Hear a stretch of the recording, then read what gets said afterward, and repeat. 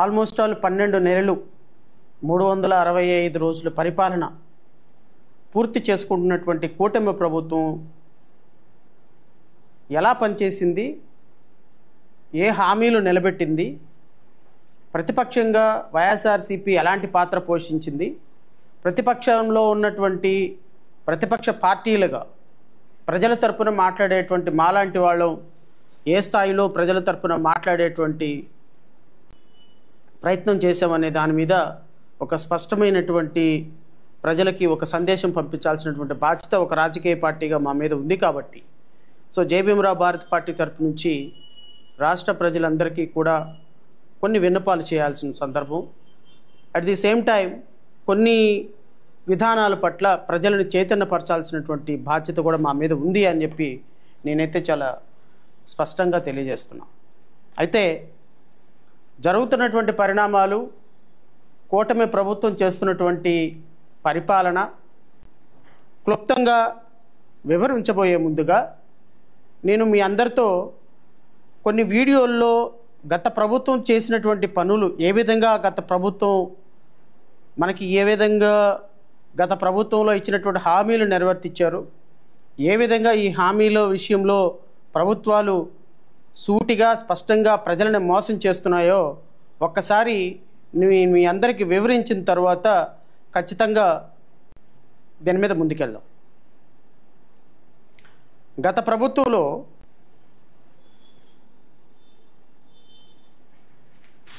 అధికారం ఇస్తే ఫీజు రీఎంబర్స్మెంట్ల కోసం మీరు బాధపడే పరిస్థితి నేను తీసుకురాను.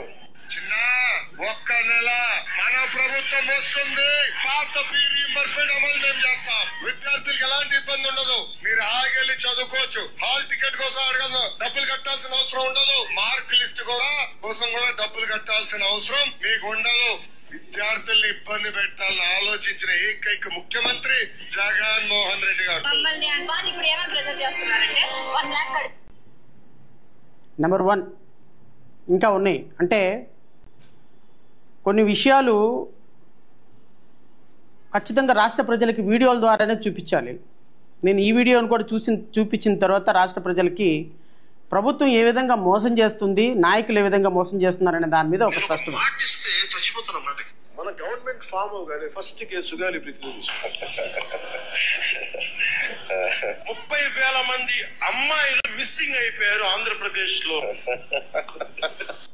భవిష్యత్తులో వీళ్ళిచ్చే పథకాల కంటే 10 ఇంతలు ఎక్కువగా గొప్ప పథకాలే ఉంటాయి తప్ప ఈ పథకాలను తీసేసే పరిస్థితి ఉండదు. నేను ఒక మాట ఇస్తే చచ్చిపోతున్న మాటకి మన గవర్నమెంట్ ఫామ్ గానీ ఫస్ట్ కేసు గానీ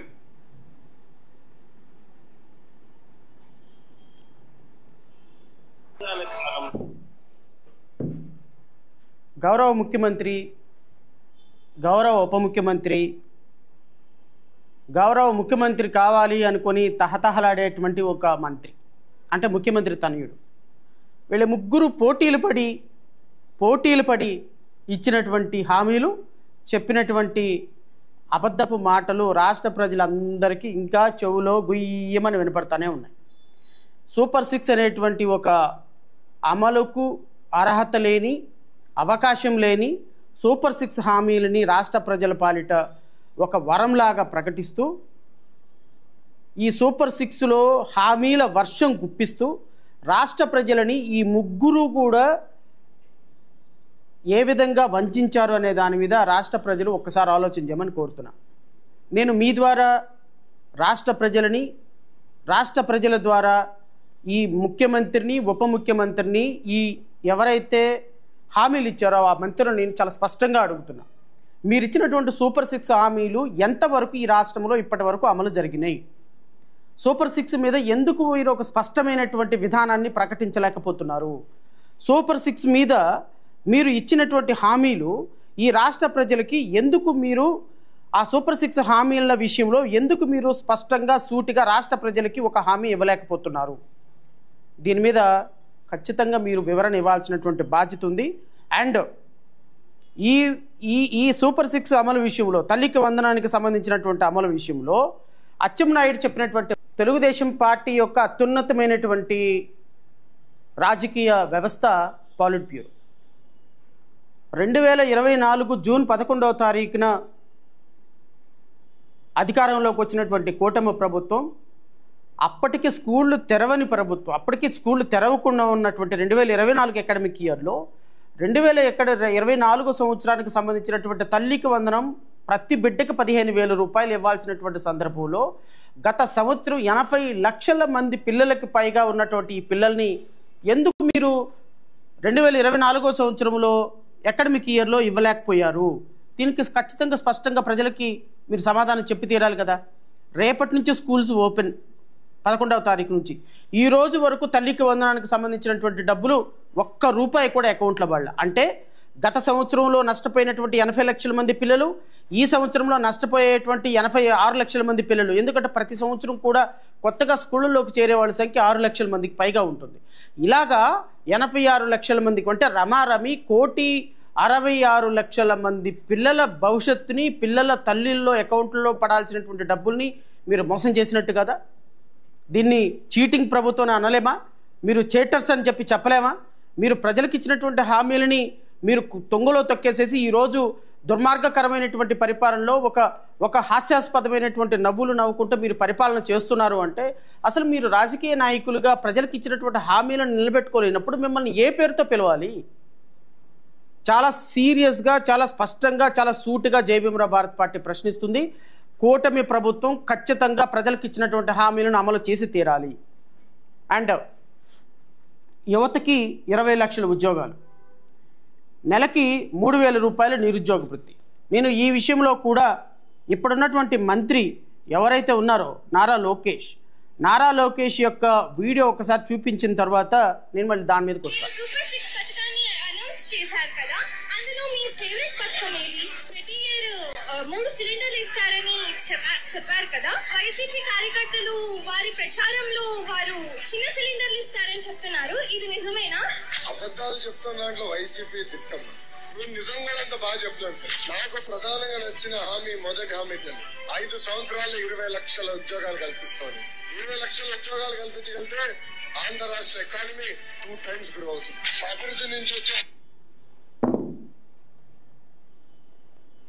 షణ్ముఖ వ్యూహం, నిష్పక్షపాతమైన పరిపాలన, కొన్ని స్పష్టమైనటువంటి పదాలు కూడా పలకని ఒక మంత్రి, ఒక విద్యాశాఖ మంత్రి మన రాష్ట్రానికి అద్భుతమైనటువంటి ప్రగతిని సాధించేటువంటి మంత్రి. మన కర్మ, రాష్ట్ర ప్రజల కర్మ, చేయగలిగింది ఏం లేదు. ఈయనకంట సూపర్ 6 పథకాలంట అద్భుతంగా నచ్చినటువంటి పథకం అంట 20 లక్షల ఉద్యోగాల కల్పన అంట. ఈ 20 లక్షల ఉద్యోగాల కల్పన చేస్తే రాష్ట్ర భవిష్యత్తు మొత్తం మారిపోతుంది అంట. మరి సంవత్సర కాలంలో రమారమి 5 సంవత్సరాలకి 20 లక్షల ఉద్యోగాలంటే సంవత్సరానికి 4 లక్షల ఉద్యోగాలు కదా. మీరు కల్పించినటువంటి ఉద్యోగాలు ఎన్ని? రాష్ట్రంలో మీరు కల్పించినటువంటి ఉద్యోగాలు ఎన్ని? ప్రైవేట్ సెక్టార్ల ఉద్యోగాలు ఎన్ని? గవర్నమెంట్ సెక్టార్ల ఉద్యోగాలు ఎన్ని? 16,000 డిఎస్సి పోస్టులు తీస్తే దానికి సంవత్సరం తర్వాత ఈరోజు ఎగ్జామ్ జరుగుతుంది.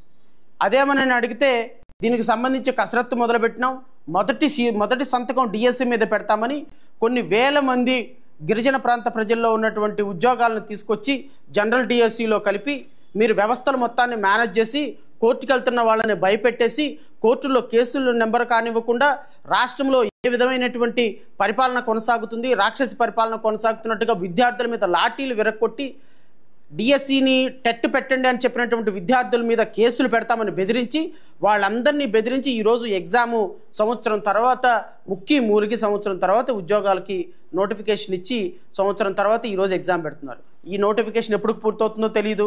రేపు కోర్టులు ఓపెన్ అయిన తర్వాత ఇంచుమించు 200 కేసులు వెయిటింగ్లో ఉన్నాయి డిఎస్సి మీద. ఖచ్చితంగా ఏ కేసులో స్టే వస్తుందో తెలియదు. తప్పులు తడకక తీసినటువంటి డిఎస్సి, ఒక్క ప్రైవేట్ కంపెనీలో ఉద్యోగం లేదు, ఒక్క కంపెనీ ప్రైవేట్ సెక్టార్ రాలేదు. రాష్ట్రంలో మీరు తీసుకొస్తానన్న పరిశ్రమలు తీసుకొచ్చారో లేదో తెలియదు. నేను మీ ద్వారా రాష్ట్ర మంత్రివర్గాన్ని అడుగుతున్నా. జై భీమ్ భారత్ పార్టీ నుంచి చాలా సూటిగా స్పష్టంగా ప్రశ్నిస్తున్నాం.